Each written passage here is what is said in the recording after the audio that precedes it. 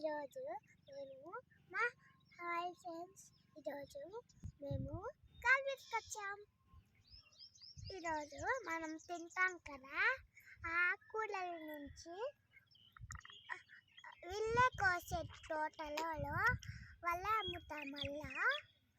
మళ్ళీ బండ్లో పంపించి ఇస్తారు. మళ్ళీ ఏమంటారంటే ఇవి తింటే స్ట్రాంగ్ అవుతారు, బాగా తినల్లా. ఇది ఆకుకూర ఫ్రెండ్స్, ఇది ఆకుకూర కంటికి మంచిది. ఇది పాలాకు, ఇది ఇదండి, ఇది గడ్డ, ఇది